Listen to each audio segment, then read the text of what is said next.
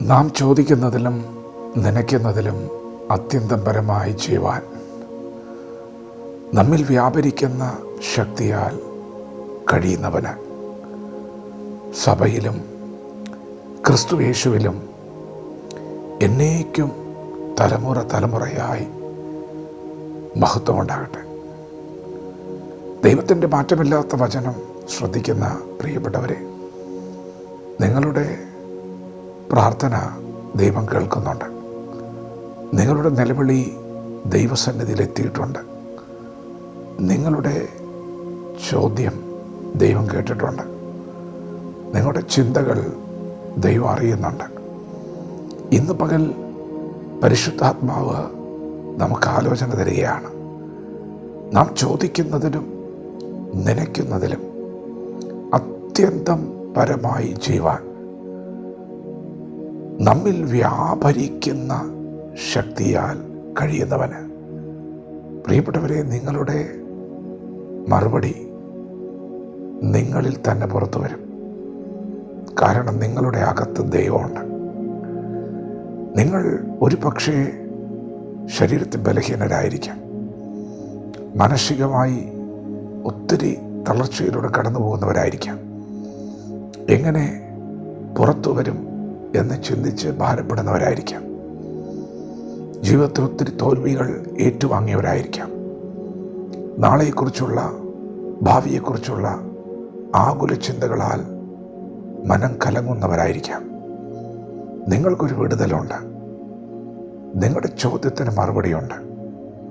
അത് നിങ്ങളിൽ നിന്ന് തന്നെ പുറത്തു വരും. നിങ്ങളുടെ തല കുനിഞ്ഞിരിക്കുന്നുവെങ്കിൽ നിങ്ങളുടെ തലയെ ദൈവം നിവർത്തും.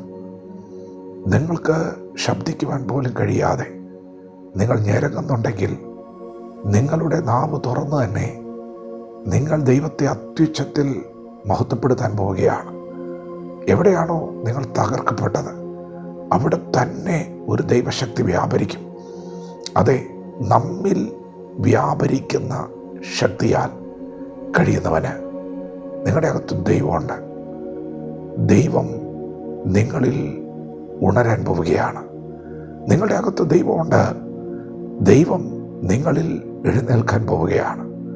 യേശുക്രിസ്തുവിനെ നിങ്ങളുടെ അകത്ത് പരിമിതപ്പെടുത്തുവാൻ ഒരു രോഗത്തിനോ ശാപത്തിനോ ബലഹീനതയ്ക്കോ കഴിയുകയില്ല.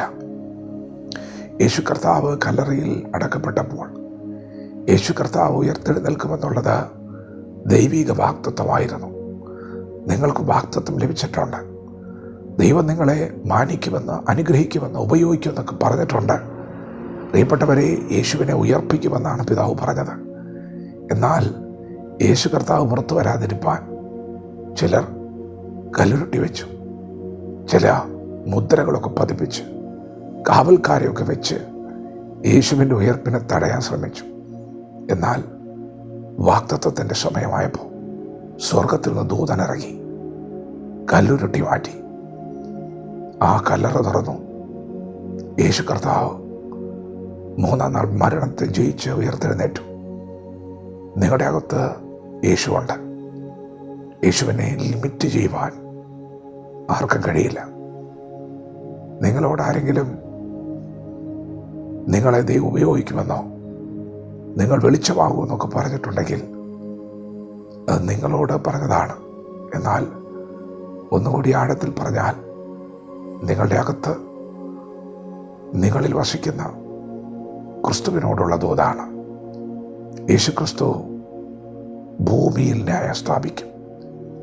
യെരൂശലേമിൽ മാത്രമല്ല, ഇന്ന് പകൽ നിങ്ങളുടെ അകത്ത് വന്നത് നിങ്ങളുടെ ദേശത്ത് ന്യായം സ്ഥാപിക്കാനാണ്. നിങ്ങളുടെ ദേശത്ത് വെളിച്ചമാകാനാണ്. പ്രിയപ്പെട്ടവരെ, നിങ്ങളുടെ അകത്തുള്ള യേശുവിനെ ആർക്കും പരിമിതപ്പെടുത്തുവാൻ കഴിയുകയില്ല. അത് വ്യാപരിക്കുന്ന ശക്തിയാണ്. നിങ്ങളിലൂടെ തന്നെ നിങ്ങളുടെ മറുപടി നിങ്ങൾ കാണും. നിങ്ങളുടെ നാവ് കൊണ്ട് തന്നെ നിങ്ങൾ ഉച്ചത്തിൽ ദൈവത്തിന് മഹത്വം കൊടുക്കും. അതെ, നിങ്ങളിലൂടെ തന്നെ അത് പുറത്തു വരും. വിശ്വസിക്കുക, അത് പുറത്തു വരികയാണ്. വചനത്തോട് പ്രതികരിക്കാം. ദൈവം നമ്മെ ഓരോരുത്തരെയും പകൽ അനുഗ്രഹിക്കുമാറാകട്ടെ. ആമേൻ.